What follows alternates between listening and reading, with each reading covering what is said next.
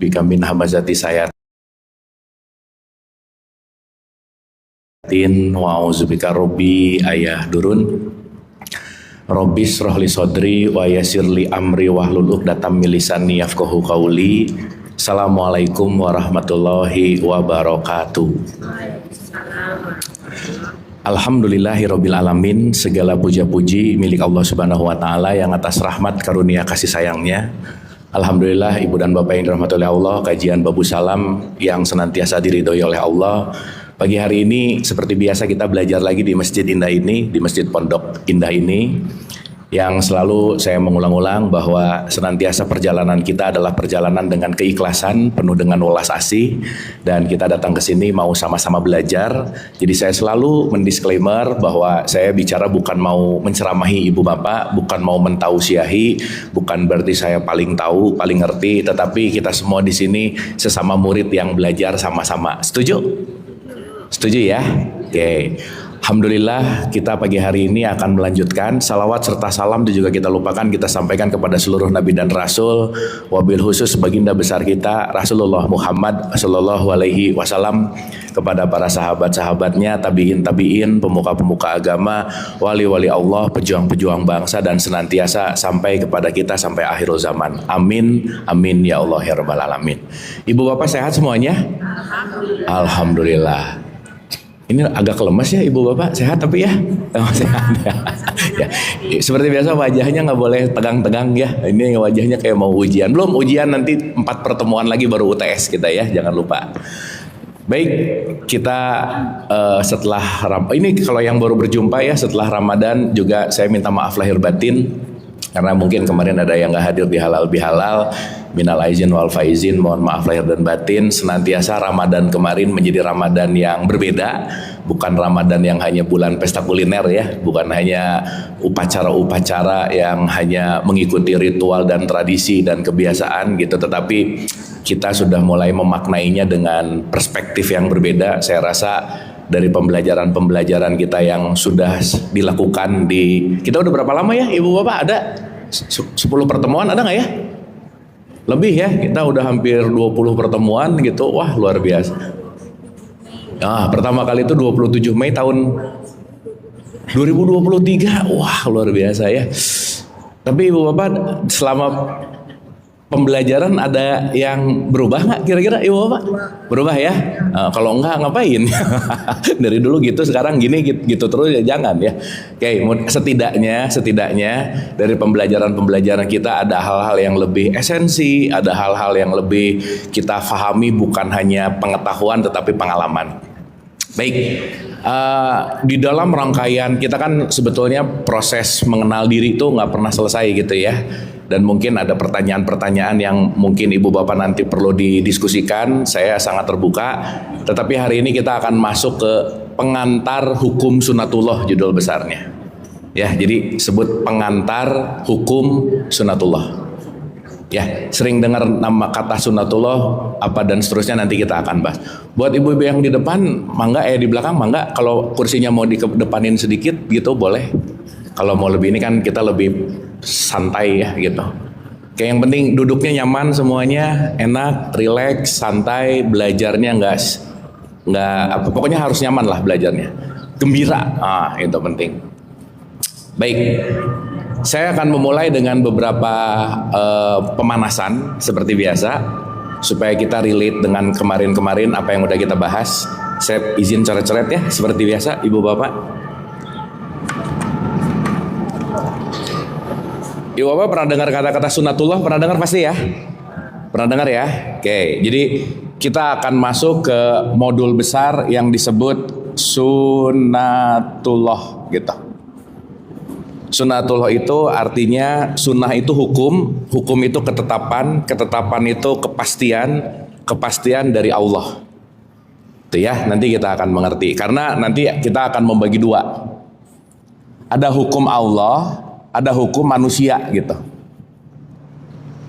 Ya, makanya hukum manusia ini nanti gimana pun caranya nggak bisa kalau tidak selaras dengan hukum Allah itu sendiri gitu. Contoh, saya kasih contoh dulu. Kemarin kita setelah Ramadan kita disuruh kembali ke fitrah. Betul Bu, Pak? Betul ya? Oke.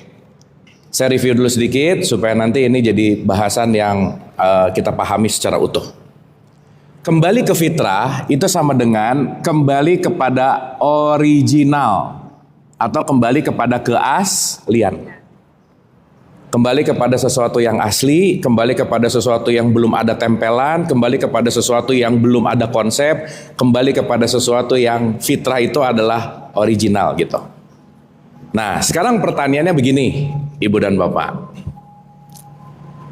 Kalau kita bicara dari awal yang pernah kita bahas, innalillahi wa inna ilaihi rojiun. Ibu Bapak kalau dengar innalillahi wa inna ilaihi rojiun, ting yang kepikiran apa? Ya, jangan meninggal terus satu ya sekarang mah ya, enggak. Musibah, oke. Tapi boleh nggak kita luaskan dulu bahwa innalillahi wa inna ilaihi rojiun artinya apa? Semua hanya akan kembali kepada ketetapan Allah gitu kira-kira. Semua hanya akan kembali kepada sistemnya Allah, nggak akan ada yang bisa lepas dari yang namanya ketetapan Allah. Salah satunya adalah kematian. Jadi mati pasti nggak? Pasti. Ibu Bapak takut mati nggak? Jawabannya bagus sih, enggak, tapi mukanya gini, enggak.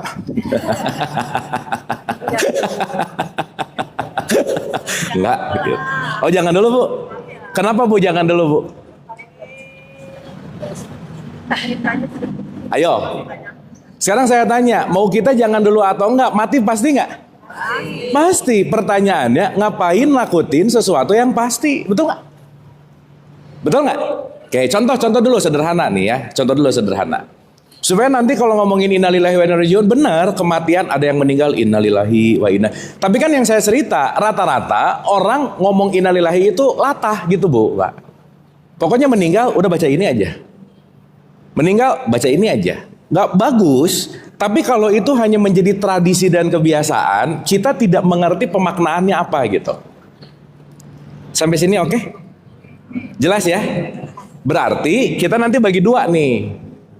Dalam kehidupan kita, saya bikin sistem 1 sama sistem 2 aja. Sistem 1 itu disebut kebiasaan atau habits. Sistem 2 disebut kesadaran. Jadi ada kebiasaan atau ada kesadaran. Kira-kira Ibu dan Bapak, keseharian kita itu banyak menggunakan kesadaran atau kebiasaan? Nah udah gitu. Jadi saking biasanya, sholat pun ya kebiasaan gitu. Makanya banyak gak di sholat yang gini, Allahu Akbar, rakaat 2, rakaat 3, ada yang gitu gak? Jadi karena itu sudah menjadi sebuah kebiasaan, di mana bagus. Tetapi kalau tidak ditembuskan kepada kesadaran, akhirnya kita menggugurkan kewajiban, tapi nggak menuju kepada esensi gitu. Dan sekarang kan di pembelajaran yang diulang-ulang diceritain adalah kebiasaan. Tapi jarang dikasih esensi bahwa ini tujuannya mau kemana gitu intinya. Sehingga akhirnya apa? Ritualnya jalan, tetapi konektivitas dirinya sama Allah tidak membaik gitu. Contoh lah, nggak usah jauh-jauh. Kalau Allah punya sifat welas asih, atau gini saya mau nanya, Ibu Bapak maaf ya, ada nggak kira-kira orang yang sholat tapi tetap korupsi? Ada nggak? Nah, ya jangan banyak lah, nggak enak, ada aja. Ada nggak yang gelarnya haji korupsi? Ada. Padahal udah haji loh. Sekarang saya tanya, kira-kira orang yang korupsi tahu nggak kalau korupsi itu nggak baik? Kenapa dilakukan? Betul nggak? Jadi sholat jalan, ngegosip jalan. Sholat jalan, julid juga iya, betul nggak? Akhirnya seakan-akan tidak ada konektivitas antara ritual dan perilaku gitu. Jadi urusan agama, urusan hidup nggak menyatu, nggak holistik namanya. Makanya sekarang tuh ada yang ngomong gini, Ibu Bapak, maaf ya. Aduh dia tuh ya habluminallahnya bagus tiap hari ke masjid, tapi habluminanasnya pelit banget misalnya. Seakan-akan habluminallah dan habluminanas itu terpisah gitu. Padahal nanti kalau kita ngerti, kalau seseorang hubungan sama Allahnya baik, udah pasti hubungan sesama manusianya juga baik, udah pasti. Pun sekarang kadang-kadang maaf nih, penilaian soleh dan solehah itu dianggap dari konteks yang namanya ritual. Tentu kalau ibu bapak main media sosial gitu ya, di TikTok atau di mana gitu, ada yang lagi ngaji, langsung komennya, aduh ya Allah ini solehah banget, ih lagi baru bunyi, ini sebut solehah, gimana? Betul nggak? Sehingga kata-kata konteks yang menjadi sebuah value atau nilai, itu bukan terletak dari apa yang dilakukan, apa yang ditradisikan, apa yang dibiasakan, tetapi berdampak nggak kepada perilaku kita yang membaik gitu kira-kira. Sampai sini oke? Aduh lemes gini ibu bapak, oke nggak ini? Oke. Jadi ibu bapak pulang dari masjid ini langsung jadi soleh-solehah nggak? Itu jawaban paling aman tuh apa? Insya Allah. Ya, soleh dan solehah itu tidak ada di masjid, tidak ada di pengajian, tetapi pada latihan perilaku kita yang membaik itu intinya. Jelas ya? Jadi jangan ngelihat cover, jangan ngelihat luarannya, nggak bisa gitu. Karena sekali lagi outputnya nggak bisa enggak, kata kuncinya adalah akhlak atau perilaku. Sampai sini oke? Oke ya, kita pemanasan dulu. Nah, berarti kalau kita mulai menyadari ilaihi rojiun, bukan hanya bicara kematian. Ibu bapak, musibah itu artinya apa sih? Musibah itu baik atau buruk? Hah? Sakit musibah bukan? Baik atau buruk? Nah, musibah itu artinya kejadian. Dan sifatnya adalah netral. Nanti disebut baik atau buruk tergantung bagaimana kita menyikapinya. Contoh, ada nggak orang gara-gara sakit, sakit nggak kemana-mana, akhirnya dia banyak belajar, dapat pencerahan, bisa begitu nggak? Jadi sakitnya baik atau buruk? Gitu. Jadi kalau kita sekarang melihat musibah udah langsung underestimate atau langsung ngomong hal buruk, belum tentu. Kenapa? Karena nanti kalau dalam satuan waktu yang panjang, yang kita anggap buruk, kita akan bisa mensyukuri loh Bu, Pak. Aduh untung dulu nggak ke situ. Aduh untung dulu nggak jadi ini. Aduh untung, kita akan mengalami kesadaran untung-untungnya tuh nanti berikutnya biasanya gitu. Oke sampai sini? Tetapi yang tidak bisa di dalam tanda petik tolak, semua kejadian atau musibah itu sudah pasti dalam konteks yang namanya realitas yang sudah ditetapkan oleh Allah. Pilihan kita cuma ada dua, menerima atau menolak. Dah itu aja. Jadi nanti kita akan ngerti, oke. Kenapa di syahadat itu ada kata-kata, aku bersaksi tidak ada ilah selain Allah. Ini juga kan yang bersyahadat rata-rata bunyi aja Bu, Pak. Membunyikan syahadat dan bersyahadat dua hal yang berbeda gitu.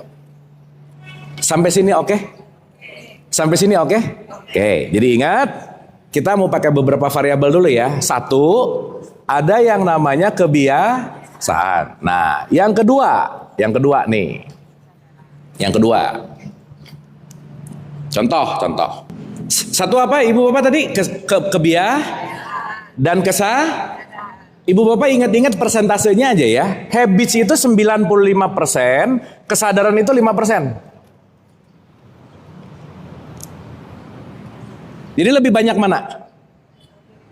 Lebih banyaknya besar nggak? Jadi maaf ya Ibu Bapak, maaf ya. Apalagi usia-usia setelah 40 tahun udah gitu aja. Nah, kalau udah 40 tahun, program satunya itu selalu pasti terjadi bahkan lebih dari 95%. Jadi sekarang saya tanya, pengajian yang sukses itu pengajian yang hanya membunyikan Quran atau dengan membunyikan Quran, mengerti isi Quran dan merubah kebiasaan? Kira-kira yang mana? Merubah kebiasaan. Jadi kalau ngaji tapi kebiasaan yang nggak berubah, berarti sedang tidak merubah kondisi nilai gitu kira-kira. Contoh, kita dari Mei 2023, Ibu Bapak merasa nggak hari ini jauh lebih dermawan dari 2 tahun yang lalu? Merasa nggak? Atau sama aja pelitnya sama dulu? Iya, kalau dulu awal kesini pelitnya 95%, sekarang kayaknya 95% juga. Berarti nggak ada kebiasaan yang berubah gitu kira-kira. Merasa nggak setelah pembelajaran ini ada sesuatu yang berubah dalam hidupnya? Yes. Kenapa? Karena pembelajaran ini selain ibu bapak dengar dongengnya, dimengerti, dilatih dalam perubahan yang namanya kebiasaan. Kebayang nggak? Ngaji, nggak ngerti, pulang mau ngubah apa gitu? Didongengin terus. Ngomonginnya pahala, surga, neraka, takut, bahagia, nanti. Yang akhirnya apa? Kita dimasukin informasi, tapi informasinya tidak diregulasi. Akhirnya apa? Tidak merubah yang namanya kebiasaan. Sip? Oke? Jadi inti pelajaran kita pulang ke rumah yang dirubah apa? Kebiasaan. Kira-kira ibu bapak udah tahu kebiasaan yang harus dirubah sekarang? Oh iya. Kalau ngomong banyak terlalu global ya. Cari satu aja. Karena sekali lagi tidak ada perubahan kebiasaan, tidak ada perubahan peningkatan value. Oke sampai sini? Oke, saya nanti akan mengartikan ilah dalam dua perspektif. Ya, hari ini kita beberapa modul ke depan, insya Allah ibu bapak kita akan belajar hal-hal yang sangat esensial. Dan ini kita akan aplikasikan. Dah. Sip? Oke? Paham? Oke, pelan-pelan ya. Oke, pokoknya kita jangan nggak usah cepat-cepat, tapi yang penting dapat. Dah. Pertanyaan, kalau berarti mau merubah kebiasaan, harus melepaskan kebiasaan lama nggak? Dan itu hal yang paling berat dalam hidup. Melepaskan diri lama kita untuk membaru itu sesuatu yang paling berat dalam hidup. Jadi kalau boleh dikatakan pakai simbolnya Quran, iblis terbesar dalam hidup kita itu kebiasaan. Setan terbesar, dia selalu ngebisikin terus, itu adalah kebiasaan kita. Ibu bapak kalau yang dikit-dikit marah ya, kalau waktu nggak marah pasti ada yang ditanya, kok belum marah sih gitu loh bu pak? Kok belum komplain sih gitu? Karena sekali lagi kaitannya sama kebiasaan. Nah, yang kedua, kalau kita tahu dalam konteks yang namanya kehidupan, setidaknya ada dua bagian besar dalam konteks yang namanya kita sebagai manusia. Satu, ada yang disebut kepercayaan. Apa bu, pak? Kepercayaan. Dipercayai. Kepercayaan. Yang kedua, itu namanya kenyataan. Oke? Ada apa satu? Kepercayaan. Yang kedua, kenyataan. Pertanyaan saya, yang pasti terjadi itu kepercayaan kita atau kenyataan hidup? Sip. Berikutnya berarti bisa nggak kepercayaan mengalahkan kenyataan? Dengerin dulu, pertanyaannya dengerin dulu. Saya kasih contoh. Begitu kita lahir, kira-kira yang diinstal ke dalam diri kita lebih banyak kepercayaan atau kenyataan? Contoh. Kalau saya dikasih tahu sama ibu saya sejak lahir, Abu, kamu percaya aja, kalau kamu nanam melon, nanti kamu keluar durian. Kira-kira dari kecil saya dikasih kepercayaan itu, saya punya kepercayaan nanam melon keluar durian nggak? Ya, berarti ibu saya menanamkan kepercayaan. Tapi kira-kira begitu nanam melon keluar durian, itu kepercayaan. Mohon maaf ya, mungkin nggak nanam melon keluar durian? Mungkin nggak? Nggak mungkin. Berarti saya diinstal kepercayaan sehingga saya percaya banget, dan bisa jadi begitu nanam nggak keluar durian, yang disalahkan adalah kenapa ini terjadi, dan saya menyalahkan kenyataannya. Bisa begitu nggak bu, pak? Sampai sini oke?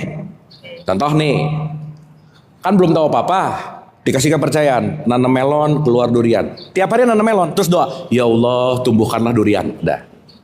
Nanam lagi apa? Melon. Ya Allah tumbuhkanlah durian. Nanam apa lagi? Melon. Ya Allah tumbuhkanlah durian. Durian tumbuh nggak bu, pak? Nggak. Kira-kira nanti bisa ngomong gini, Allah menguji saya. Bisa gitu nggak? Kayaknya aku diazab Allah deh. Kayaknya. Kenapa? Karena kita sudah terprogram oleh kepercayaan yang boleh jadi tidak sesuai dengan kenyataan. Sampai sini oke? Paham? Clear? Kira-kira yang lebih banyak kita sekarang dapat installnya, programnya, program kepercayaan atau kenyataan? Kepercayaan. Oke? Berarti setiap kepercayaan kita pasti nggak pernah ada yang sama, pasti nggak pernah ada yang 100% sama. Karena kenapa? Kita dibesarkan dalam lingkungan yang berbeda, gitu kira-kira. Salah satunya narasi agama misalnya. Ibu bapak mohon maaf ya, Islam, mazhab bisa beda nggak? Bisa. Tafsir bisa beda nggak? Bisa. Sehingga ketika kita mempercayai sesuatu yang tidak mengkaitkan dengan kenyataan, maka kita berantem dengan kepercayaan, tapi kenyataan hidupnya jadi tidak diterima, gitu kira-kira. Oke sampai sini? Oke sampai sini? Nah, saya kasih lagi tambah sedikit lagi. Maka kalau kita bicara dalam konteks hidup, ada yang namanya realitas subjektif dan realitas objektif. Subjektif adalah apa yang aku percayai, objektif adalah apa yang sebenarnya terjadi. Contoh, hantu, kepercayaan nggak kira-kira? Kalau dari kecil dikasih tahu di sini ada dedemit lah, apalah, dan seterusnya lah, diinstal dari kecil, lewat tempat ini bisa takut nggak? Sekarang saya tanya, itu takut gara-gara kenyataan atau takut gara-gara kepercayaan? Nah gitu. Dan bagi orang yang nggak tahu cerita ini, yang nggak tahu narasi ini, buat dia santai-santai aja gitu. Misal nih, kuburan ini angker gina gitu, udah 50-100 tahun dikasih tahu. Ada bule datang nggak tahu cerita, pipis di situ, sehat-sehat aja kok gitu. Kepercayaan ini akan menarik kondisi kehidupan kita. Dan kalau kita tidak pernah ngecek kepercayaan dengan yang namanya kenyataan, kita akan stuck dengan kepercayaan itu gitu. Maka kepercayaan kita menentukan kualitas hidup kita. Sampai sini oke? Oke? Oke. Pertanyaan berikutnya. Nih. Makhluk Allah yang paling mulia sempurna siapa Ibu Bapak? Manusia. Kenapa? Karena dikasih akal. Fungsi akal buat apa? Berpikir mah fungsi otak. Fungsi akal untuk membedakan. Oke? Makanya Quran sok ibu bapak cari tatakilun, tatafakarun, takilun, tatafakarun. Hanya orang-orang yang berakal lah yang bisa mengambil petunjuk. Berarti pertanyaan saya, segala bentuk informasi yang nyampe ke kita udah pasti kenyataan belum? Udah pasti kebenaran belum? Belum. Sehingga informasi apapun yang nyampe ke kita masuk kepada kepercayaan kita tanpa menggunakan akal, yang akhirnya kita menyatakan inilah kebenaran mutlak dan tunggal, nggak bisa diganggu gugat. Itulah yang disebut dogma. Apa Bu Pak? Dogma. Itulah yang disebut doktrin. Kelak dogma dan doktrin ini akan menjadi program hidup. Oke ya? Oke nggak ini Ibu Bapak? Oke, pelan-pelan ya, nggak apa-apa ya. Pusing-pusing dikit tapi mudah-mudahan paham nih. Contoh, saya mau nanya. Tadi di awal saya nanya, dengar kata mati takut nggak? Takut. Sekarang saya tanya, Ibu Bapak ini takut karena mati atau takut karena cerita yang sudah menjadi keyakinan, cerita yang menjadi konsep, maka aku takut terhadap konsep mati. Mana? Keyakinan.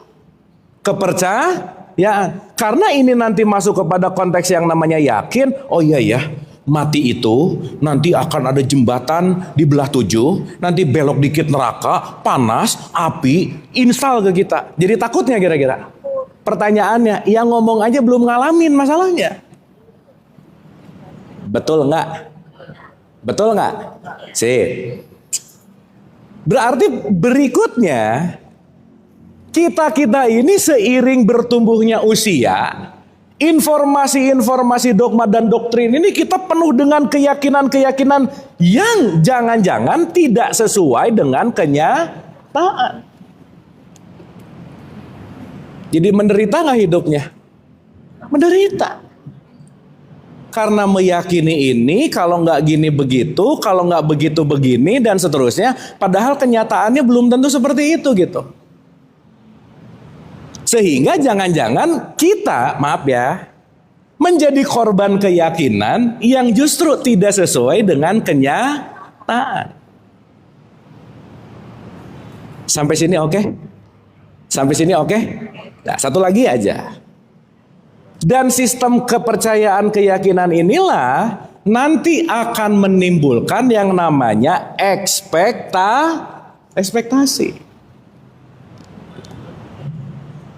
Akhirnya narasi ilmu yang namanya agama masuk sebagai dogma dan doktrin, tidak masuk menggunakan akal, ngikutin aja. Pokoknya yang penting sholat, yang penting puasa, yang penting zikir, surga aja udah. Itu keyakinan bukan? Iya. Padahal isi Quran sendiri, contoh, husnul khotimah itu pasti ada tanda bintang, syarat dan ketentuan berlaku. Bagi siapa? Bagi orang yang mulia. Orang yang mulia yang mana? Orang yang bertakwa. Orang yang takwa kaitannya sama agamamu nggak kira-kira? Sama identitasmu nggak kira-kira? Enggak. Ternyata sama perilaku. Sampai sini oke? Dan perlu ibu bapak ketahui, anak-anak Gen Z, Gen Alpha sekarang, ibu bapak menggunakan metode pengajaran yang sama, udah nggak diterima aja sekarang. Kenapa? Karena informasi sekarang deras banget dan sekarang selalu dikaitkan dengan realitas yang sekarang kalau sudah tidak relevan, pasti itu ditolak. Sampai sini oke? Sampai sini oke? Kita runtut ya, pelan-pelan. Ibu bapak, ini kita masih pemanasan, belum mulai ya? Belum. Iya, karena kita nanti mau ngomong sunatullah nih. Karena kalau udah ngomong sunatullah, kita akan ngomong hukum semesta, hukum tertinggi. Maaf ya, rajin sholat, rajin puasa, rajin umroh, ngelawan sunatullah, enggak aja. Udah. Doa misalnya, ya Allah, kayak tadi, begitu yakin, pokoknya tiap hari nanam melon, ya Allah, tanamkanlah durian. Nggak bisa. Makanya di Quran dibilang, janganlah kamu berdoa yang kamu tidak mengerti hakikatnya gitu. Itu kan Nabi Nuh ditegur sama Allah. Gitu ya, nanti kita akan memahami itu. Sampai sini oke? Oke, Ibu Bapak? Paham? Paham? Oke, ulang. Kita datang ke sini punya keyakinan masing-masing nggak? Keyakinan kita pasti benar nggak? Belum tentu. Makanya semua apapun yang pasti benar-benar dalam tanda petik kebenaran sejati, sesuatu yang terjadi bukan yang diyakini gitu. Sampai sini oke? Paham ya? Berarti kita perlu cek and recheck keyakinan dan kepercayaan kita nggak kira-kira? Iya. Stres, depresi, anxiety, penyakit mental, itu semuanya cuma satu ibu bapak. Ada di dalam satu buku, Psychological of Emotion, ada salah satu psikolog namanya Lieberman, dia bilang gini, semua pasien yang datang ke psikolog itu rata-rata orang-orang yang gak mau nerima kenyataan. Menolak kenyataan. Berarti kalau dia menolak kenyataan, yang ingin terjadi adalah keyakinan. Gimana sih ibu bapak yakin banget berjalan ke timur tapi yakin akan nyampe ke utara? Kan gak mungkin ya. Yakin terus. Contoh nih, saya kasih contoh. Ada suami istri lagi jalan pakai mobil dari Bandung. Ceritanya mau ke Jawa Tengah. Suaminya nyetir terus, tapi nggak lihat rambu, Bu, Pak. Dari Bandung ngambilnya ke kanan ke arah Jakarta, padahal dia mau ke Jawa Tengah. Istrinya ngasih tahu, Pak salah jalan, enggak, yakin kok gitu. Dah, di situ Jakarta 120 kilo. Ada tulisan lagi, Cawang. Pak ini udah kejauhan, enggak, yakin. Tahu-tahu begitu nyampe, Bu, tulisannya Merak gitu. Baru dia sadar, ya ampun, ternyata selama ini saya tidak melihat tanda, saya ngikutin keyakinan, akhirnya nyampe ke tujuan nggak kira-kira? Enggak lah. Oke? Paham, Bu? Jadi sekali lagi, ini memang hal paling berat sih. Waspadalah terhadap semua informasi yang sudah kita yakini. Makanya kita dikasih akal. Termasuk saya sering ngomong lah ya, ibu bapak jangan percaya omongan saya. Karena saya menyampaikan sesuatu, ibu bapak tangkap dengan akalnya, dikunyah, alami dalam keseharian, maka setelah kejadiannya nyata, benar, baru kita bisa ngomong, Shadaqallahul Azim. Maha benar Allah atas segala firman-Nya, karena kenapa? Saya bukan hanya baca, saya bukan hanya bunyi, tapi saya mengalami langsung. Oke? Oke? Paham? Oke, dikit lagi aja, baru kita mulai. 1. Kenyataan ini kita sebut sebagai yang namanya realitas. Contoh, ibu bapak dengan pengalamannya masing-masing aja. Sering nggak realitas yang terjadi dalam hidup ibu bapak, dalam hidup kita tolak nggak mau kejadian? Sering gitu nggak kira-kira? Aku tuh maunya. Nah, aku tuh maunya. Ibu bapak kalau lagi berdoa sama Allah, kira-kira mengedepankan keinginan diri sendiri atau mengedepankan keinginan Allah? Yang mana? Oh, yang bener ah. Ibu ya? Iya. Kan lagi iftitahnya mah keren. Allahu Akbar. Inna sholati wa nusuki wa mayaya wa mamati lillahi rabbil alamin. Betul nggak? Ini kan jangan-jangan orang juga nggak ngerti. Allah, ya Allah ya Rabbana, inna sholati, sholatku, wa nusuki, ibadahku, hidupku, matiku, terserah engkau. Betul nggak? Kita menyerahkan terserah Allah, realitas yang Allah berikan apa, terserah. Tapi selesai sholat, ya Allah, sebaiknya sih ya Allah. Ada sebaiknya ya Allah lagi. Betul nggak? Jadi kita lebih sering berdoa atau baca doa? Nah, lebih sering mengedepankan keinginan Allah atau keinginan diri? Tapi tiap hari ngomongnya mencari ridho Allah. Pret banget ya, benar nggak? Hanya mencari ridho Allah, tapi Allah ngasih sesuatu yang terjadi kenyataan ditolak gitu. Betul nggak? Oke, clear? Berarti kalau kita nyari sumber-sumber akarnya, oh kenapa hidupku terasa menderita? Karena ternyata jangan-jangan aku belum bisa melepaskan kepercayaan dan keyakinan lamaku. Karena mau nggak mau, suka nggak suka, siapapun akan terlahir diinstal oleh yang namanya keyakinan dan kepercayaan. Salah satunya adalah narasi agama. Maka beragama harus pakai akal nggak, Bu, Pak? Iya, ibu bapak jangan dengar siapa yang ceramah main iya aja, ntar dulu gitu. Karena semua yang datang ke kita, semuanya adalah informasi. Maka kita dikasih akal untuk memilah-milah. Ini oke, ini enggak. Ini oke, ini enggak. Ini oke, ini enggak. Belajar. Jangan mau oke, mau enggak, masukin semuanya, dikotori dalam tanda petik, divirusi sama itu semua, bingung. Akhirnya hidupnya nyari validasi terus gitu. Mau nanya dong, kalau aku mau mengenal diri gimana caranya? Lah, orangnya mau mengenal diri nanya ke orang lain, kan aneh ya, Bu, Pak. Padahal dia mau mengenal diri sendiri gitu. Sampai sini oke? Sampai sini oke? Paham? Clear? Berarti sekarang kalau kita bicara dalam konteks yang namanya, ulang ya, ada keyakinan yang menimbulkan ekspektasi, Ada kenyataan, yang ini adalah realitas. Kenyataan. Yang akan selalu menang yang mana? Kenyataan. Udah Bu, Pak.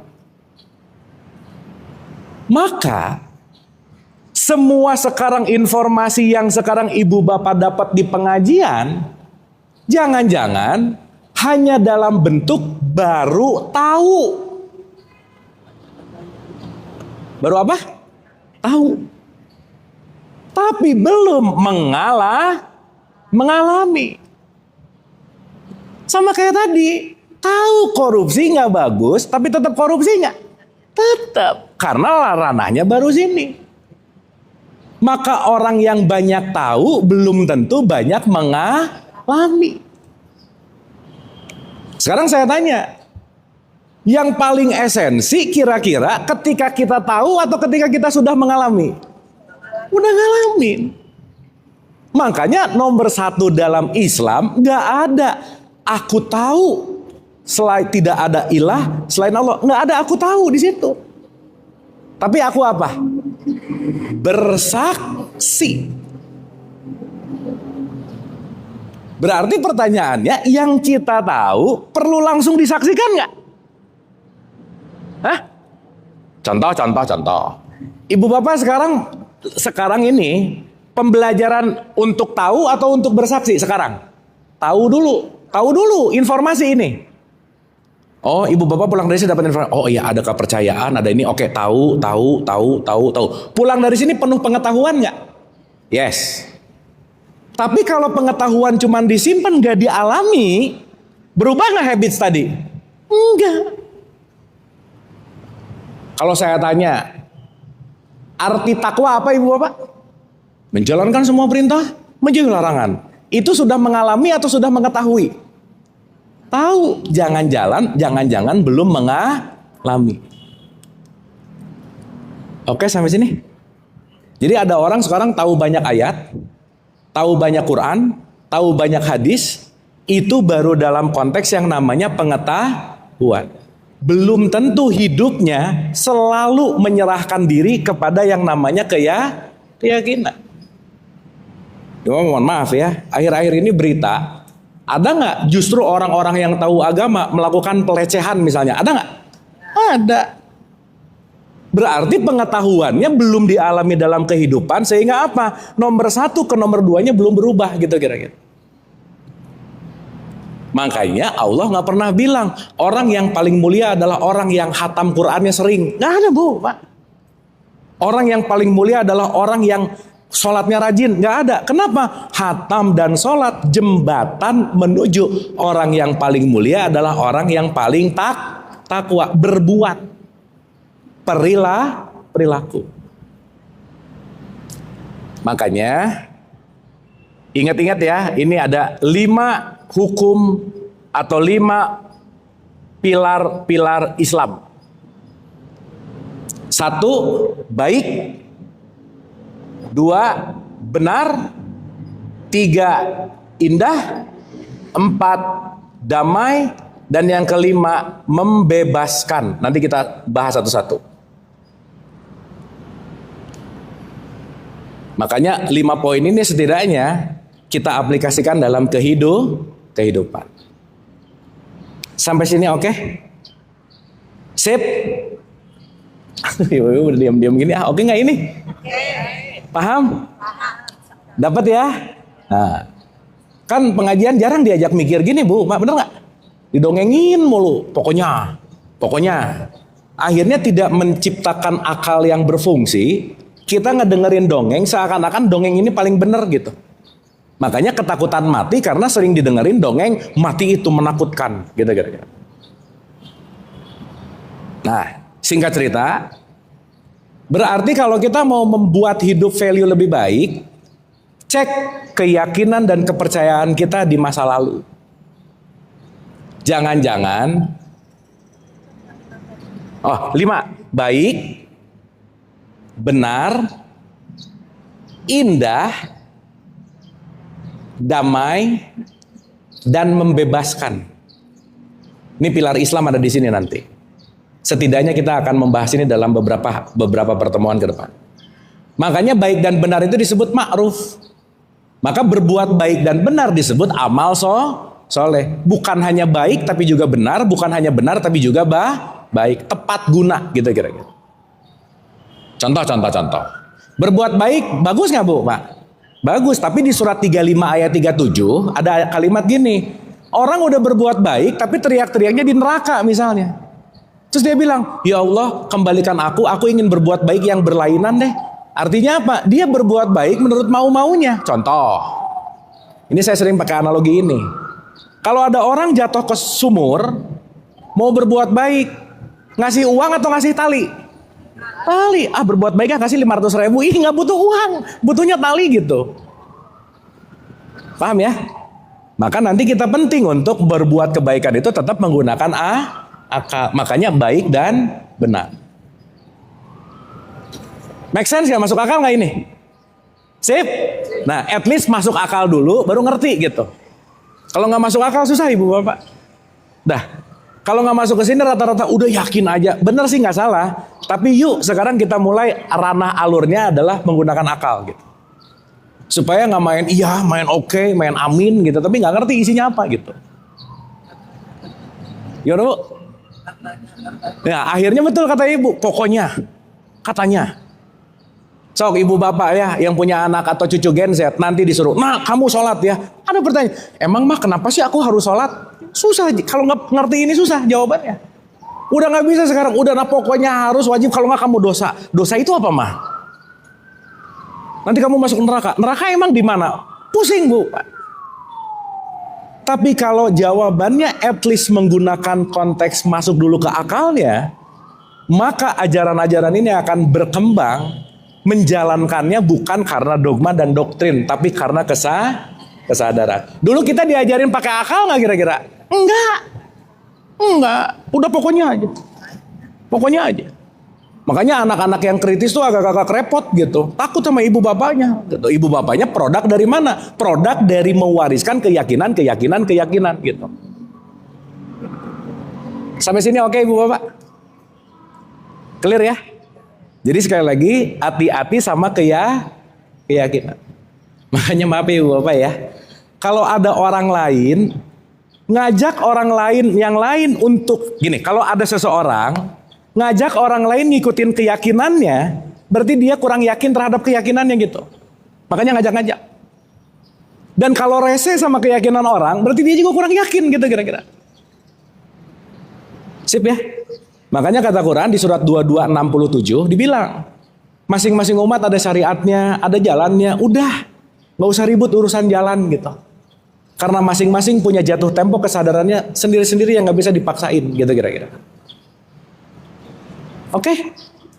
Bisa nggak memaksa orang seperti keinginan kita? Tapi pengennya gitu terus ya kira-kira. Kamu tuh nggak sesuai sama maunya aku. Kamu tuh udah aja. Situasi dan seterusnya. Akhirnya apa? Banyak menolak realitas karena yang ingin terjadi adalah keyakinan. Nah, saya mau kasih analogi berikutnya. Di wilayah kepercayaan, yakin, dogma, ekspektasi, inilah kalau dalam syahadat disebut ilah. Apa Bu Pak? Ilah. Makanya kita dalam bersyahadat ngomong. Coba saya mau nanya dulu ulang nih. Ibu Bapak minimal apa sehari semalam syahadat berapa kali? Mulai ini. Sehari semalam berapa kali syahadat? Nah sok dihitung dulu, dihitung. 17 mah Al-Fatihah. 10. Coba subuh berapa kali? 2. Emang ibu berapa rakaat subuhnya? Nah mulai. Kan minimal kan yang wajibnya nih ceritanya. Subuh 1. Nanti zuhur berapa? 2. Asar 2. Maghrib maghrib 2 benar. Isya. Nah jadi berapa? 9 loh. Nah ibu bapak waktu syahadat itu gara-gara kebiasaan atau gara-gara sadar? Ini ditanya berapa kalinya aja dihitung dulu tadi berapa ya? Gitu gimana? Coba. Bener nggak? Terbukti ya? Terbukti ini sistem 1 tuh luar biasa gitu. Maaf nih. Orang yang rata-rata lahir di keluarga Islam itu nomor 1 syahadat biasanya nggak diperhatiin ibu bapak. Bener nggak? Karena ngerasa bahwa udah Islam Jadi poin 1 yang namanya syahadat di skip. Udah dalam tanda petik nggak pernah memperdalam lagi. Kenapa? Karena sudah merasa dirinya ada dalam konteks kepercayaan Islam. Padahal nomor 1 syahadat paling pentingnya sebenarnya. Iya. Gimana mau bisa sholat kalau kita tidak bersyahadat? Oke? Sampai sini oke? Paham ya? Ibu bapak ada rasa-rasa pusing nggak? Kalau pusing bagus. Kalau pusing mikir berarti. Kalau saya tanya pusing nggak? Enggak sih. Ngerti nggak? Enggak juga sih. Nah berarti emang nggak mikir. Itu mah nggak niat belajar namanya, ya. Pokoknya kalau pengajian nggak pusing, ngedenger dongeng udah gitu aja ya. Kenyataan atau yang namanya realitas, inilah yang disebut Allah gitu.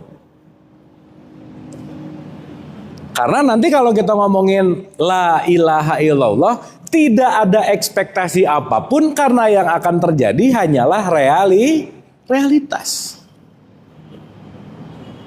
Oke sampai sini? Paham ya? Jadi kalau Allah dalam tanda petik ketika kita bicara dalam konteks keberadaannya, ibu bapak Allah wujud nggak? Sifat Allah nomor 1 apa? Wujud. Berarti Allah akan mewujud dalam bentuk apa? Kenyataan. Semua kenyataan hidup adalah wujud ketika Allah menampilkan inilah realitas yang akan terjadi kepada dirimu. Kelak nanti ini disebut takdir. Maka takdir itu nanti namanya adalah ukuran, nanti kita ngerti. Ya awas nih jangan berlindung di balik takdir. Aku mah ditakdirkan emang jadi orang bodoh sih. Jangan bu, Mak. Aku emang ditakdirkan jadi penjahat sih. Enggak, bukan itu poinnya. Sip ya. Makanya nanti di rukun iman ada kodo dan koda. Nah ya, pengantar itu pasti pusing ibu bapak, tapi nanti kesininya oke lah.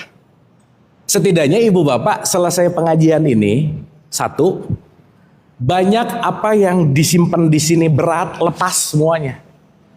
Kenapa? Yang memberatkan hatimu adalah sesuatu yang kamu tolak dalam bentuk kenyataan. Udah gitu aja. Dan tanpa sadar penolakan itu udah ada dari 15 tahun lalu, 10 tahun lalu. Masuk ke memori. Dulu, udah dulu lagi. Ya. Makanya kenapa di surat 12 ayat 53 nafsu selalu pengen menang. Ekspektasi selalu pengen terjadi. Keyakinan kita selalu pengen terjadi. Maka nanti kita akan belajar bahwa bagaimana kita menyelaraskan antara wilayah kepercayaan, keyakinan, dogma, ekspektasi diselaraskan dengan yang namanya realitas. Ekspektasi itu ilah. Realitas itu kenyataan. Contoh, saya kasih contoh. Coba ibu bapak kalau syahadat bunyinya gimana bu pak? Asyhadu alla ilaha illallah. Ada ilah nggak di situ? Ada Allah di situ. Beda nggak ilah sama Allah? Awas ngomong sama lagi nih. Beda tuh. Kan tidak ada ilah selain Allah. Kalau nggak ngerti gini-gini, mau ilah kek, mau Allah, udah pokoknya tidak ada ilah selain Allah. Apa perbedaannya? Pokoknya, udah aja. Benar nggak? Iya. Makanya kalau kita nggak tahu knowledge ya, udah ibu bapak syahadat diulang-ulang, tapi hidup tuh nolak terus kenyataan gitu. Ya, saya kasih contoh. Dah, sebentar. Ini oke runtutannya? Ibu bapak ini di save ya. Ini nanti di pertemuan Zoom tolong diulang setidaknya 2 kali. Biar nanti di Zoom nggak muter-muter lagi ke sini. Ya. Dan ibu bapak saya kasih garis bawah. Ibu bapak nggak usah ngerti semuanya, nggak usah. Tapi ibu bapak kira-kira dari obrolan sampai sini yang membuat aku bertumbuh kayaknya ini banget deh. Fokus aja di situ. Ya nggak usah ngerti semua, nggak usah. Pelan-pelan. Karena ini nanti dibahas di bulan depan, dibahas ulang lagi, lupa lagi sih, udahlah gitu kira-kira ya. Udah gitu aja. Ya, makanya pengajian abadi, ngaji mulu gitu. Nah, kita mengurangi reduksi abadi pengajiannya gitu, supaya diaplikasikan. Gitu. Sip, ibu bapak pengen cepat ngerti nggak? Apa yang sekarang dapat kerjain langsung. Dah gitu aja. Jangan dinanti-nanti. Misal, nanti kita sedekah lapang sempit. Yes, udah pokoknya. Apa yang kita dapetin hari ini langsung kerjain. Karena yang dikerjakan akan membuat kita paham lebih utuh. Kenapa? Bukan hanya paham begitu ngerjain. Aku mengalami langsung. Udah ibu bapak, yang dialami nempel total. Udah gitu kira-kira. Minta maaf. Nah, salah minta maaf. Setuju Bu. Top. Mantep banget. Jangan salah mentang-mentang orang tua. Nunggu aja anaknya minta maaf. Jangan kelamaan ibu bapak ya. Kelamaan. Nah, nggak berubah. Oke, deal dulu sampai sini. Deal ya. Apa yang kira-kira ibu bapak dapat saat ini langsung dipraktekin. Sok, rasain. Begitu dapat, kayaknya pulang dari sini aku harus minta maaf deh sama anak misal. Kayaknya pulang dari sini aku harus melepaskan deh kebencianku sama orang itu misalnya. Kayaknya pulang dari sini saya harus minta maaf duluan, nggak usah nunggu dia yang minta maaf. Coba ibu rasain, bapak rasain.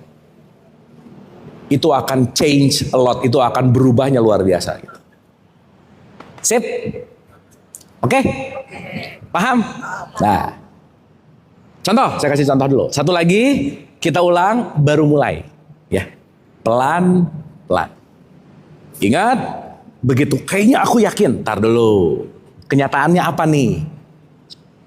Karena kalau keyakinan lebih besar dari kenyataan, stres lagi, bete lagi. Nah, makanya puncak sebelum jadi Anas kalau di Quran, Kul hu Allahu ahad. Jadilah orang ikhlas. Ikhlas itu apa sih? Orang yang menerima kenyataan. Tuh ya Allah pengen banget deh anaknya tuh gini gitu. Pengen banget anaknya tuh nikah sama yang gini. Tapi dia kok milihnya yang gitu ya. Udah pusing itu orang tuanya. Akhirnya maksa. Ya, padahal nanti ngerti setiap orang memiliki kurikulumnya masing-masing gitu. Ya, ulang ya, pelan-pelan nih Ibu Bapak. Sip. Duh Ibu Bapak bahas-bahas gini tuh nggak mudah loh. Ini kalau dulu awal ya, waktu kita pertama kali langsung bahas ini, udah Ibu Bapak nggak akan balik lagi sih kayaknya ya, pusing gitu. Makanya jarang ada yang betah belajar gini Bu, Pak. Kenapa? Udah gitu. Tapi ini oke kan ya? Kita niatnya mau bertumbuh benar? Sip, mantap. Saya tuh bahagia banget sama Ibu Bapak, semangat belajarnya luar biasa. Boleh tepuk tangan dong buat Ibu Bapak, keren lah pokoknya. Sip. Nah, tapi kalau bisa jangan lupa-lupa terus ya kalau bisa. Contoh, saya kasih contoh. Saya kasih contoh nih.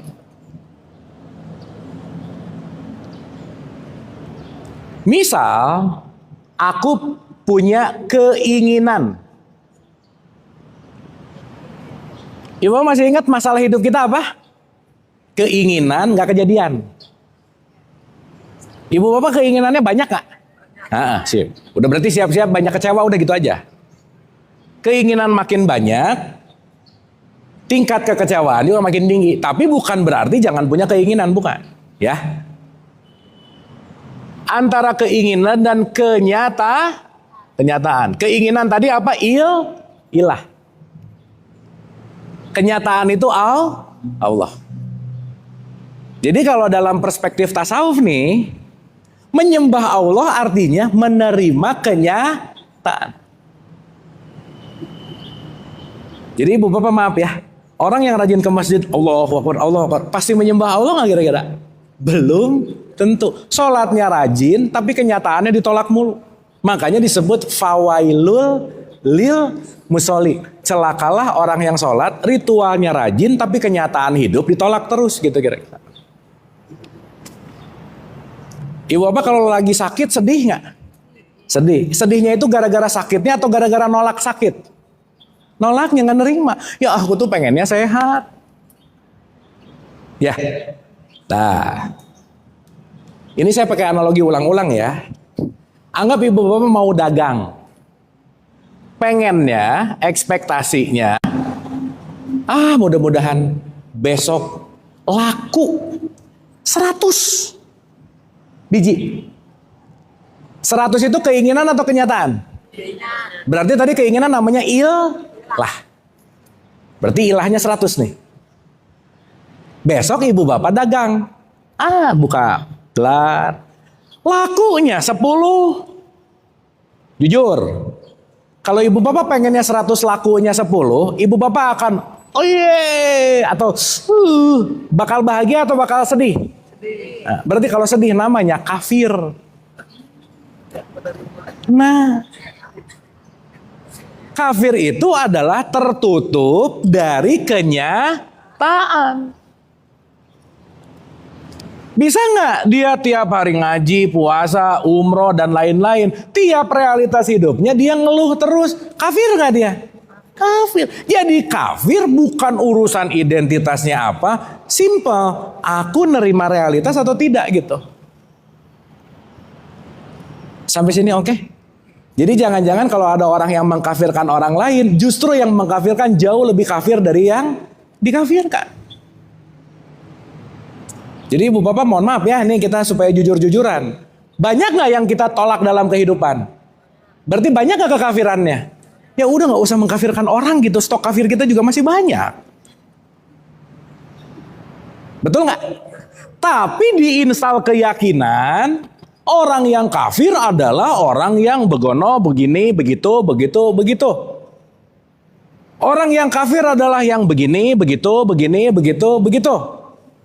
Di sini nih, keyakinannya makin gede, dia jadi ahli mengkafirkan orang tapi lupa apa yang tertutup pada dia. Kafir itu artinya tertutup gitu kira-kira. Sampai sini oke? Sip? Paham? Oke? Jadi kira-kira dalam keseharian banyak nolak-nolaknya nggak kira-kira? Nah nanti ibu bapak begitu ada kejadian yang nggak sesuai, diam dulu. Duh kalau ditolak aku kafir nih, gitu loh bu, pak. Tar. Rasain. Ini nggak bisa aku tolak juga sih gitu. Nah, sesaat kita punya waktu untuk tidak mengeluarkan kebiasaan, kesadaran akan muncul di situ. Furqan akan muncul di situ.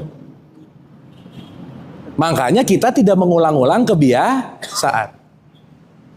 Oke?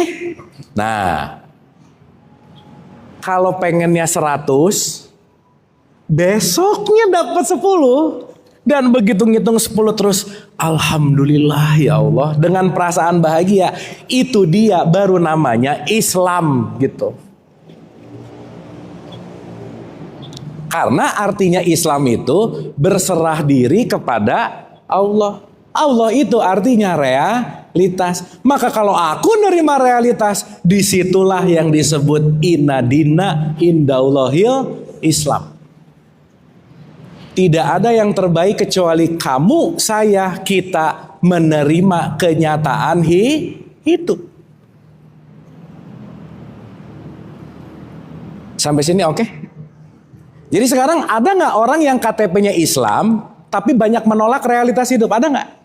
Berarti yang Islam itu baru KTP. Dia belum syahadat berarti. Makanya syahadat diulang-ulang gitu loh bu. Bukan gini, syahadat sekali Islam seumur hidup. Enggak, KTP-nya iya. Makanya tiap sholat diberesin. Allahu Akbar. Ihdina sirata mustaqim. Tunjuki jalan yang, oh iya tadi belok lurus lagi. Tadi belok lurus lagi. Tadi belok lurus lagi. Terus aja. Karena hidup itu adalah serangkaian proses. Oke sampai sini. Jadi sekarang kalau masih ada yang berat-berat nih, coba rasain. Ini adalah produk yang digenggam, yang ditumpuk selama itu sehingga hidupku tuh berat. Gak ringan. Jarang happy. bete terus. Sholat rajin, stres tapi. Puasa rajin, overthinking terus. Kenapa? Karena ini semua nih. Tidak menerima yang namanya kenyataan. Makanya tiap hari dilatih nggak?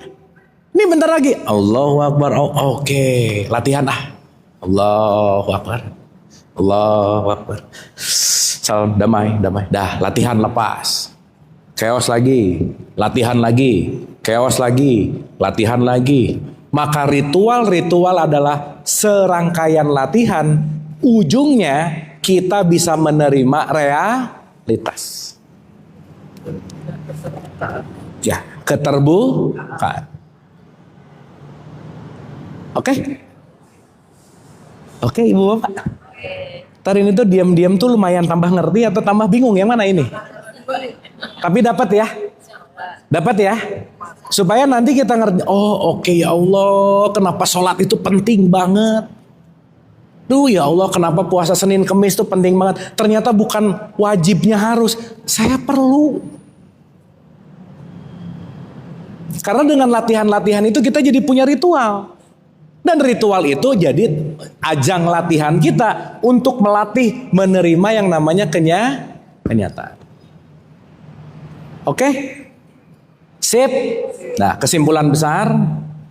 Dah ya, pokoknya Ibu Bapak saya nggak pengen cepet-cepet. Tapi yang penting satu step. Tapi setiap stepnya dikerjain. Ya, setiap stepnya beneran dialami langsung. Dan Ibu Bapak jangan langsung main percaya omongan saya, pulang buktikan sendiri dengan mengalami, gitu kira-kira. Sesaat Ibu Bapak tidak pelit, sesaat Ibu Bapak mengontrol amarah, sesaat Ibu Bapak memaafkan orang lain, udahlah kenyataan hidup pasti aman. Memaafkan mudah apa susah? Nah, udah. Tuh yang ngomong susah tuh dari satu nih semua, udah pasti habit saja, udah. Karena berarti jarang dilatih gitu. Aku tuh nggak bisa maafin, kayaknya memang aku tuh keturunan pendendam deh. Nah, nyalahin keturunan lagi. Aneh banget ya. Nggak bisa, karena segala bentuk sesuatu nggak mungkin lepas nanti dari hukum yang nanti akan kita bahas gitu. Oke? Sip? Paham? Nah, terakhir sebelum kita masuk, si kenyataan ini punya yang namanya sistem. Punya apa? Sistem. Sistem kenyataan realitas hidup dalam bahasa Arab disebut sunatullah. Inilah yang disebut hukum Allah. Ya, saya tulis dulu ya. Hukum Allah. Allah tadi apa? Realitas. Berarti hukum Allah adalah hukum kenyataan hidup. Atau kalau pakai bahasa sekarang yang lebih trending disebut hukum semesta. Di Al-Anbiya 107 ada kata-kata gini, wa ma arsalnaka ila rahmatan lil. Kita ini lil alamin atau lil muslimin? Berarti kalau alamin semesta raya nggak? Berarti kalau semesta raya universal nggak? Berarti hukum yang berlaku bagi siapapun itulah yang disebut hukum semesta, hukum Allah itulah yang disebut sunatullah. Jadi nanti Ibu Bapak akan ngerti beda antara hukum fikih Islam dan hukum Allah itu beda. Ya, dan yang akan selalu menang itu pasti hukum Allah. Itulah yang disebut hukum semesta. Dan ini berlaku universal. Sampai sini oke? Sampai sini oke? Oke. Kita setidaknya akan belajar 12 hukum. Berapa Bu Pak? Nah udah. Tuh panjang nih. Pelan-pelan. Karena mau gak mau, suka gak suka, yakin gak yakin, percaya gak percaya, hukum ini berlaku. Contoh. Kalau ada orang naik motor, gak ngerti kalau P dicoret dilarang parkir. Nggak ngerti dia, parkir aja.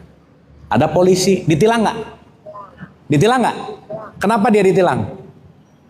Melanggar Begitu ditilang, orang yang naik motor ditanya, Bapak ditilang ya, kenapa? Berhenti di P dicoret. Karena dia nggak ngerti, kenapa Pak? Emang P-nya dicoret, saya dihukum? Kan saya nggak percaya P-nya dicoret itu adalah hukuman yang nggak boleh parkir. Bisa nggak begitu?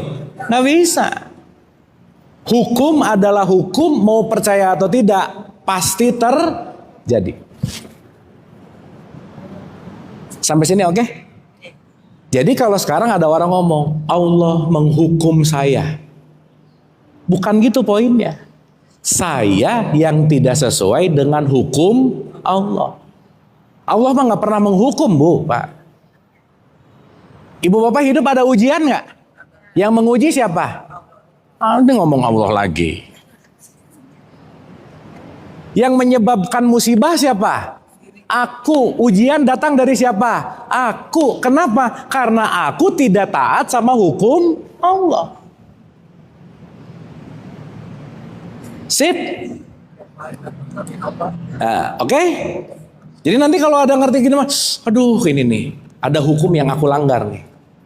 Maka nanti lebih ngerti lagi, perintah dan larangan itu pada ujungnya, puncak dari semua puncaknya, mengikuti semua sunatullahnya Allah. Oke. Sip. Paham ya? Dapat sampai sini? Nah, kita masuk hari ini satu aja dulu. Ntar lagi kan kita habis ini diskusi. Dua hari ini. Dua hukum Allah, dua yang pertama. Saya tadi udah kirim ke Bu Gina, nanti disebarin di grup, dibaca sama ibu bapak.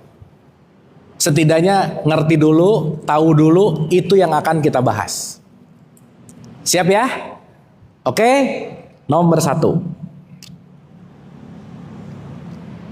Nih, saya bacain dulu ya, supaya nanti kita runtut sesuai dengan apa yang kita akan pelajari. Nomor 1, itu disebut, kita pakai bahasa yang seragam dulu ya, supaya nanti gampang. Ibu bapak nanti pakai bahasa apapun terserah, tapi seenggaknya kita akan menyadari. Nomor 1 itu kita sepakati dulu bahwa yang disebut hukum kesatuan ilahi, itu nomor 1. Kesatuan ilahi. Ibu bapak nggak usah nyatet ya, udah ada. Nanti tinggal dibuka. Saya udah bikinin resumenya. Tinggal mau baca aja. Ingat kalau udah dikirim dibaca ya, jangan disimpan terus, jangan. Ya, simpan mulu nggak dibaca-baca. Nah, ini sesuai dengan surat 37 ayat 4. Isinya tuh begini kira-kira. Tuhanmu ialah Tuhan yang Maha Esa. Esa artinya apa ibu bapak? Hah? Esa artinya apa? Menyatu, bukan satu. Satu itu wahid. Kalau Allah satu bisa dibagi dua dong, jadi setengah. Betul nggak? Tetapi konteks Tuhan yang Maha Esa ini ingin dikasih tahu bahwa kita semua tidak bisa terlepas dari keesaan Allah. Karena kenapa? Kita semua sumbernya sama.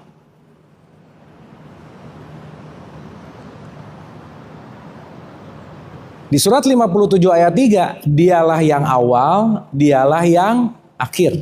Dialah yang zohir, dialah yang batin. Maka di 37 ayat 4 di sini dikasih tahu bahwa segala sesuatu di alam semesta saling terhubung dalam satu kesatuan ilahi. Contoh.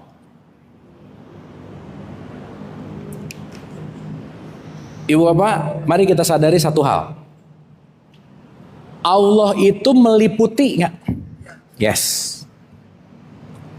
Kalau Allah itu meliputi, berarti segala sesuatu di dalamnya atau di luarnya? Hah? Kalau Allah meliputi, di dalamnya atau di luarnya? Dengerin dulu pertanyaannya, dengerin dulu. Gini. Anggap ini batasan whiteboard. Saya bisa nulis di sini nggak? Hah? Ini nulis di sini bisa nggak? Nggak bisa. Di sini? Nggak bisa. Kalau di sini, kenapa? Karena segala sesuatu yang akan hadir di whiteboard ini tidak bisa di luar dari whiteboardnya. Oke sampai sini? Paham?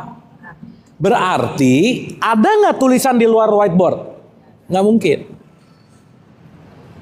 Maka Allah muhit meliputi, tidak ada yang mungkin, ada yang di luar dia tuh nggak mungkin.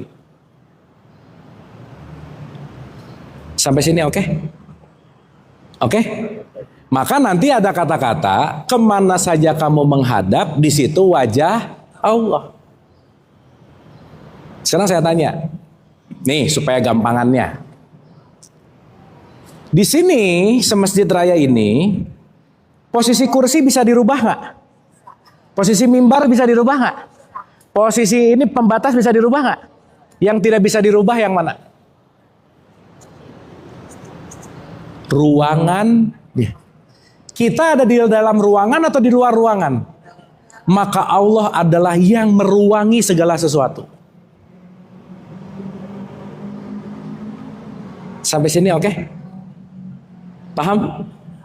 Berarti pertanyaan saya, make sense nggak kalau Quran ngomong Allah lebih dekat kepadamu dari urat leher? Masuk akal nggak?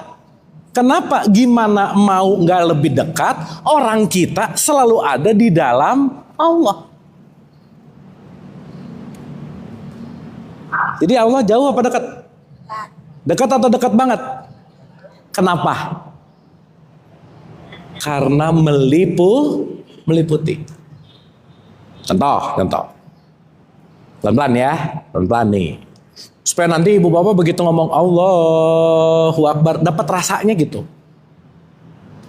Ini kadang-kadang ngomong Allah tuh nggak ngerti gitu, Allah tuh apa gitu. Akhirnya kan sering ngomong gini, kita serahkan segala sesuatu kepada yang di atas.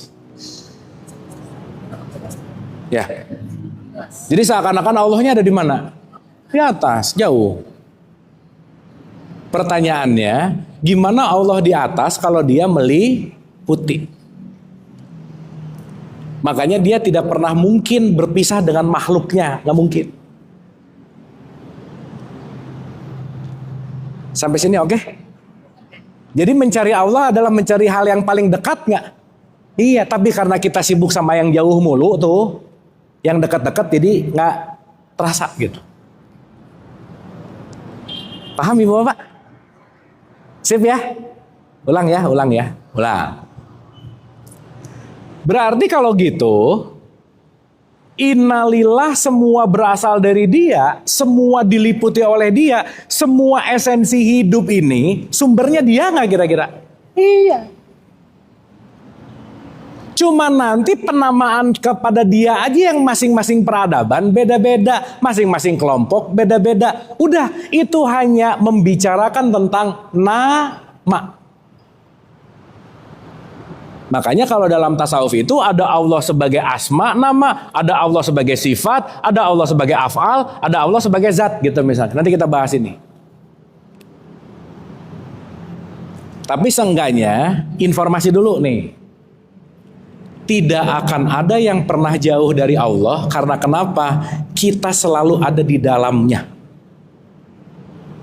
Contoh. Kita hidup di Jakarta. Jakarta ada di dalam Indonesia. Indonesia ada di pulau, Indonesia ada di bumi. Bumi itu hanya, aduh ibu bapak ya, kalau mau ngomongin nih, bumi itu ini nih, setek, nih segini nih. Kebayang? Mataharinya segini nih. Kecil banget nggak? Kecil. Bima Sakti segini. Kebayang lebih gede lagi?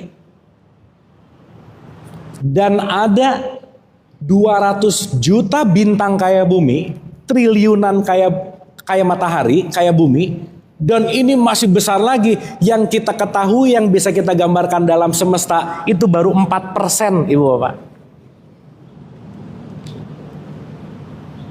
Jadi maksud saya kalau ibu bapak ngomong Allahu Akbar, akbarnya tuh kebayang gede banget gitu loh bu. Nah kebayang gak yang baru kita ketahui 4%, 96%-nya kita belum tahu, segede-gede ini Allah itu mewadahi itu semuanya gitu kira-kira. Berarti kita hanya bagian kecil dari semesta gak? Tapi egonya gede banget, udah gitu aja. Kecil sih, tapi egonya gak ada dua lah udah. Makanya kenapa paling sering di sholat ada Allahu Akbarnya gak kira-kira? Untuk ingat bahwa udahlah kamu tuh gak ada apa-apanya gitu.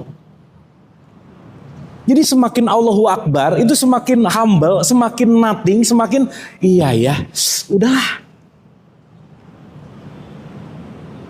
Makanya sesaat kita menyadari bahwa maaf banget kita tuh nothing, gak tahu apa-apa, gak bisa apa-apa, bukan siapa-siapa, semakin humble, semakin jiwanya, kesadarannya tumbuh gitu kira-kira. Makanya ibu bapak maaf ya, orang sombong, waduh udah deh susah bertumbuh nih di sini.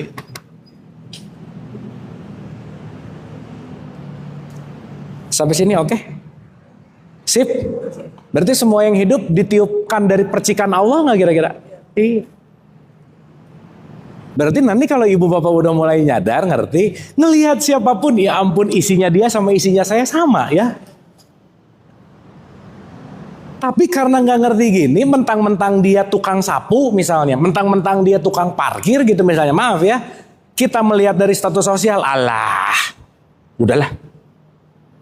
Bu, Pak, maaf ya, bisa nggak kita merendahkan orang lain gara-gara jabatannya, bisa nggak? Bisa banget. Kenapa? Aku melihat kemasannya, tapi aku tidak melihat isinya. Padahal kita hidup dalam satu kesatuan ilahi yang nggak bisa terpisah, gitu kira-kira. Berarti ibu bapak maaf ya ini langsung ke dalam dikit lagi. Semua seruangan ini sumbernya sama nggak? Berarti kalau gitu kita mulai menyadari bahwa mau siapapun dia, kamu adalah aku yang lain, menyakitimu berarti menyakitiku juga. Ibu bapak pernah ngerasain nggak kalau lagi ngehina orang lain sebetulnya yang lagi paling tersakiti diri sendiri, gitu nggak kira-kira? Tapi nggak nyadar. Gitu terus. Menganggap ketika kita marahin orang, menghina orang, kita lagi membuat mereka tersiksa. Padahal yang paling tersiksa siapa? Nah, sip, mantap. Oke. Sip. Paham gak kenapa Nabi Muhammad ngasih makan Yahudi, Bu, Pak? Karena tahu mau dia Yahudi, mau dia apa, isinya, hukumnya, satu kesatuan ilahi yang gak pernah terpisah. Kita tuh terkoneksi dalam website besarnya Tuhan gitu kira-kira. Tapi karena gengsi-gengsi keyakinan, gengsi-gengsi limitasi pengetahuan, disekat oleh suku, bangsa, ras, agama. Makanya Quran mengatakan rahmatan lil alamin. Alamin atau muslimin? Berarti semakin kita menyadari ini, udah gak pandang bulu, kamu adalah aku yang lain. Oke ibu bapak, sip. Masuk akal gak sekarang ayat Quran? Kemana saja kamu menghadap, di situ wajah Allah. Wajah Allah ada di tukang parkir gak? Ada di presiden gak? Ada di tukang sayur gak? Nggak, semuanya isinya sumbernya dia, gitu kira-kira. Berarti harus humble ke presiden atau ke tukang parkir? Gak ngaruh. Siapapun di hadapanku adalah aku sendiri, maka memperlakukanmu sama dengan memperlakukanku. Udah gitu kira-kira.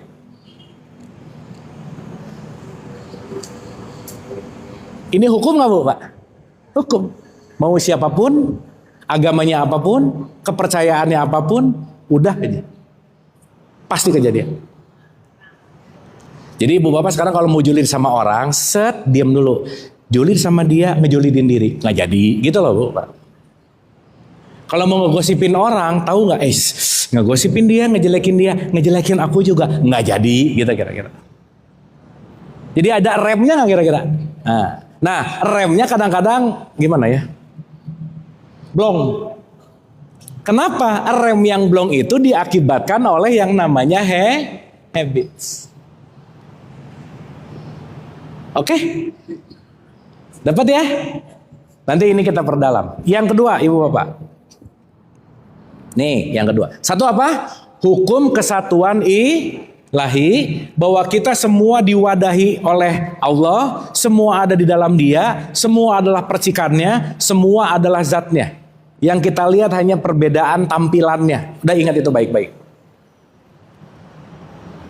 Semoga abis ini kita nolong tuh nggak berbasis kelompok gitu. Sekelompok ditolong, kalau nggak, sorry ya, masa gitu? Kan ingatnya waktu saya kasih contoh, ada ibu-ibu ketabrak di tengah jalan, mau ditolong. Ibu agamanya apa? Masa sih gitu bu?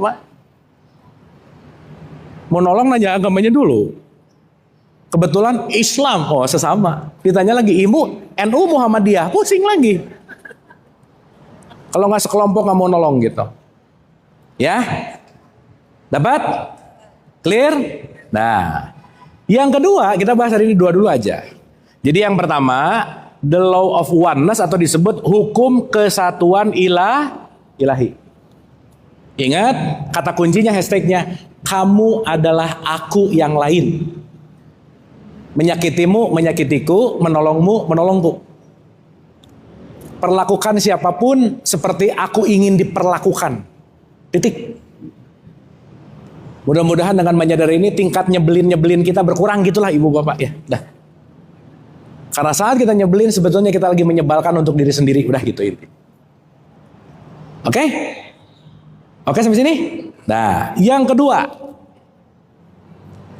Karena kesatuan ilahi ini nanti kaitannya sama energi, hukum yang kedua ini adalah kita semua berada dalam hukum yang namanya hukum getaran atau yang disebut vibrasi. Bergetar. Segala sesuatu bergetar dan memiliki frekuensi tertentu. Maka ini nanti ada kaitannya sama surat 17 ayat 44. Semua itu bertasbih kepada Allah. Ya, nanti kita bahas pelan-pelan di situ. Contoh. Ibu bapak lagi duduk-duduk gini, jantung tetap deg, gitu nggak? Darah mengalir nggak? Yes. Itu otomatisasi yang nggak bisa lepas tuh. Dan yang kemarin kita bahas bahwa setiap getaran itu selalu memiliki frekuensi, maka apa yang kita frekuensikan akan kembali kepada kita. Makanya dalam konteks getaran ini nanti ada kaitannya sama nafs atau perasaan kita. Contoh, ibu-ibu sih khususnya. Ibu-ibu akan tahu kalau anaknya mulutnya ngomong iya nggak apa-apa, tapi getarannya beda. Ibu akan tahu bahwa dia lagi not okay, betul nggak? Yes. Maka kita sering memberikan getaran nggak kira-kira? Iya. Maka kalau kita tidak beranjak dari frekuensi-frekuensi di rendah, sedih, takut, cemas, khawatir, apatis, kita akan menggetarkan itu dan kita akan didatangkan dengan getaran yang sama. Udah gitu aja. Jangan heran kalau orang seneng ngomongin orang lain, dipertemukannya sama yang begitu aja. Udah gitu aja ibu bapak. Udah. Sefrekuensi. Nanti ibu bapak kalau udah nggak pengen ngomongin orang, mau masuk ke lingkungan ngomongin orang, udah nggak betah pasti nolak gitu kira-kira. Karena getaran itu nggak bisa dibohongin. Kata-kata bisa ngebohongin, tapi getaran nggak bisa membohongi. Karena enak nggak enak itu nanti masuknya ke dalam level yang namanya perasaan gitu. Nah cuman si perasaan ini kadang-kadang, apalagi rasa, tertutup gara-gara keyakinan. Hati-hati loh. Akhirnya ditimbulkan dogma, doktrin, udah. Padahal udah selama ini tuh kayaknya nggak cocok deh misalnya. Dan banyak orang yang tidak menelaah perasaannya masing-masing. Jelas ya? Jadi ibu bapak kenapa sih di Quran ngomong kamu berprasangka buruk yang tidak diucapkan aja sangat memengaruhi gitu kira-kira. Oke? Sip ya? Nah, nanti ini kita bahas lebih detail. Nomor 1 nanti kita bahas lebih detail. Tapi setidaknya ada 2 dulu yang nanti kita ngerti. Karena nanti nomor 3 hukum korespondensi. Nomor 4 hukum tarik-menarik sebab akibat. Banyak bu Pak. Tapi once nanti setidaknya nggak usah hafal. Tapi ngerti kalau hukum ini akan terjadi. kita akan selalu hati-hati dan kita tidak akan pernah bisa menolak sunnatullah karena kenapa? Mau nggak mau, suka nggak suka, percaya atau tidak, hukum ini akan berlaku dalam kehidupan. Jadi mungkin nggak kalau tiap hari julid kedatangan orang yang baik, mungkin nggak Bu Pak? Udah susah. Ada orang komplain, oh gue tuh ditemuin sama orang-orang nyebelin. Nah yang harus ditanyain, kamu nyebelin atau enggak gitu loh Bu Pak. Karena semuanya akan masuk kepada frekuensi dan getaran-getaran. Semuanya bergetar. Semesta raya tuh nggak ada yang diem. Sel kita bergetar. Semuanya Bu Pak. Semuanya. Kalau kita nanti masuk ke subatomik. Semuanya melakukan yang namanya getaran. Gitu kira-kira. Sip ya. Makanya nanti sholat kaitannya sama getaran. Puasa kaitannya sama getaran. Haji nih yang bentar lagi kaitannya sama ke situ. Nanti kita ngerti. Artinya apa? Saat kita menyadari bahwa setiap ada frekuensi dan energi, kita akan menjaga di frekuensi tertentu, gitu kira-kira. Oke? Sip ya? Sip. Saya rasa sementara itu dulu, Ibu Bapak, untuk pengantar kita. Pengantar 2 kali ya, 2 pertemuan sama Zoom nanti. Kalau bisa ini ditonton sebelum Zoom. Karena nanti 5 atau 6 pertemuan ke depan kita akan ngubek-ngubek hukum ini. Semoga Ibu Bapak saat kita udah mengerti hukum Allah, hukum semesta seperti apa, kita akan mengalah dengan hukum itu dan kita akan selaras dengan kenyataan hidup. Disitulah bahagia terjadi gitu. Oke? Ngomong-ngomong Ibu Bapak saat ini bahagia nggak? Aduh bahagia tapi mukanya gini nih, bahagia gitu. Ya, tapi nggak apa-apa ya. Terutama nanti pas sesi foto pura-pura bahagia nggak apa-apa ya. Terutama. Oke, paham ya? Kesimpulan, saya simpulkan dulu. Ini catatannya udah ada di Ibu, nanti dibagiin di grup, nanti Ibu baca, ya, baca dulu supaya nanti lebih paham. Kesimpulan dulu Ibu Bapak. 1, dalam hidup tidak akan ada yang mungkin menang kecuali kehendaknya Allah, titik. Kehendaknya Allah, seleranya Allah, itu namanya realitas atau kenyataan. Jadi orang yang mencari ridho Allah adalah orang yang menerima kenyataan hidup. Dan semua kenyataan hidup gak mungkin lepas dari hukumnya Allah dan sunnatullah inilah yang kita pelajari. Semoga Ibu Bapak setelah kita mulai mengerti gimana semesta bekerja, gimana pekerjaannya Allah, gimana hukumnya Allah, kita akan selaras dengan hidup ini dan ujungnya Ibu Bapak akan ringan dalam kehidupan. Kata kuncinya, ya ayat Tuhan nafsul mutmainnah. Jiwanya tenang, damai, bahagia. Jadi yang sekarang jarang bahagia, latihan. Yang sekarang marah-marah mulu, latihan jangan marah. Yang sekarang nolak realitas mulu, latihan diterima. Kenapa? Segimanapun selera kita, mau-maunya kita, nggak akan kejadian kecuali keinginan Allah yang mudah-mudahan ke depan maunya kita dan keinginannya Allah selaras. Oke? Dan yang terpenting Ibu Bapak, jangan lelah belajar. Ya, jangan ngerasa udah cukup, jangan ngerasa udah tahu, yuk belajar terus. Dan hati-hati sama keyakinan dan kepercayaan. Terima kasih, semoga dapat sesuatu. Sebelum saya balikin, Ibu dan Bapak dapat sesuatu nggak hari ini? Dapat? Boleh nggak ada 2 orang atau 3 orang, kira-kira Ibu Bapak dapat apa, pelajaran apa di sesi kita kali ini? Ada? Boleh? Ibu, silakan. Terbuka hatinya, mantap. Ya. Bismillahirrahmanirrahim. Dari yang saya dengar, bahwa kepercayaan saya itu tidak mutlak sesuai dengan kenyataan. Dan kedua, saya merasa semua yang terjadi dalam kehidupan saya atas izin Allah. Yakin. Itu saja Ustadz. Oke. Terima kasih. Terima kasih. Ini boleh tepuk tangan, ini keren banget nih. Dapat ya Bu ya. Semoga begitu keyakinan itu bahwa itu datang dan gak bisa ditolak, penerimaan yang lebih tinggi. Ada lagi? Ya Ibu, punten.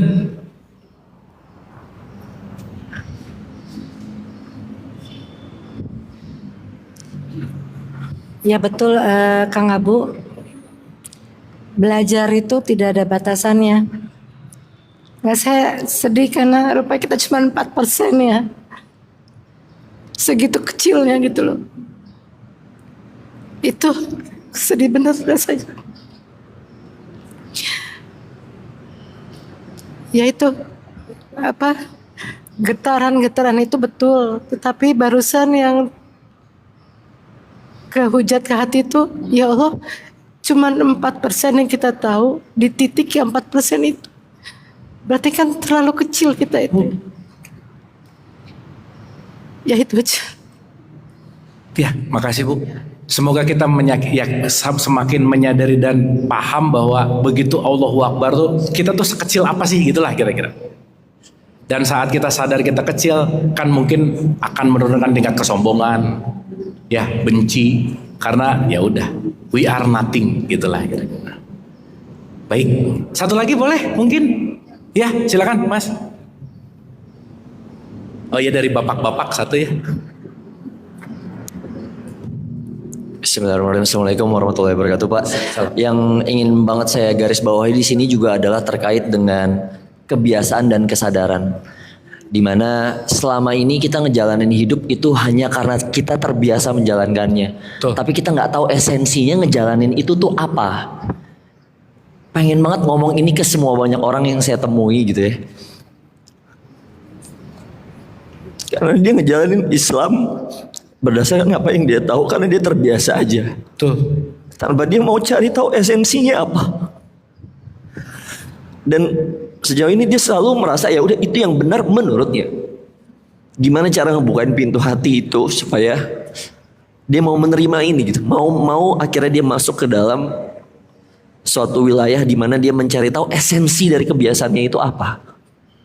Gitu sih. Makasih banyak Pak. Assalamualaikum. Salam. Boleh tepuk tangan, ini keren banget ya Mas, makasih banyak.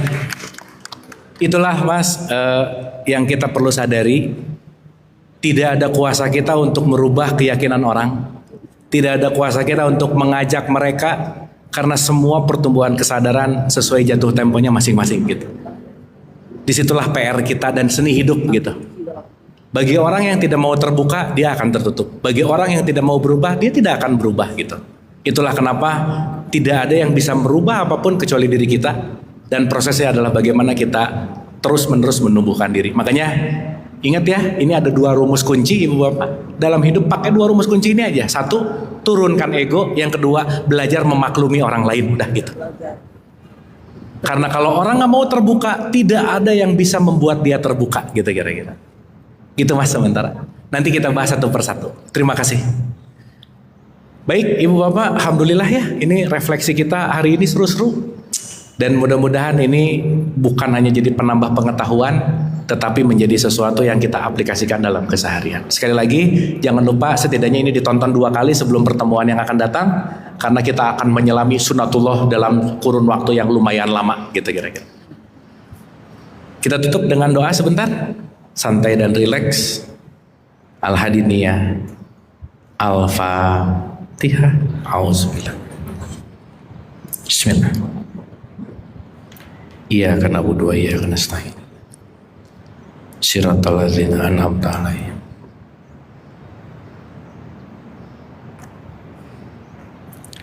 Allahumma rabbighfirli wa li walidayya warhamhuma kama rabbayani shaghir. Rabbana atina fid dunya hasanah wa fil akhirati hasanah wa qina adzabannar wa adkhilnal jannata ma'al abrar. Ya Aziz, Ya Ghafar, Ya Rabbal Alamin.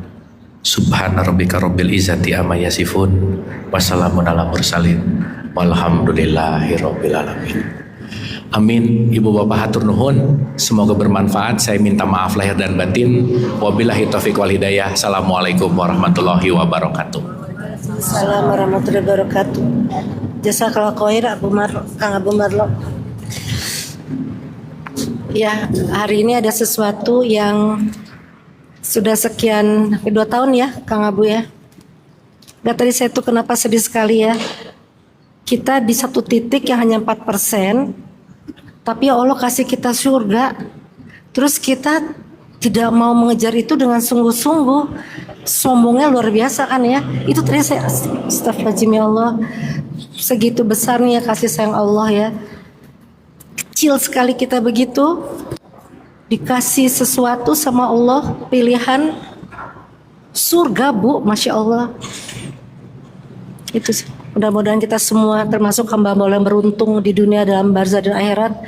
Dan Kang Bu insya Allah selalu dalam rahmat ridho Allah, selalu ditambah ilmu Allah Subhanahu Wa Taala, sehingga bisa jadi rahmat bagi hamba-hamba lainnya.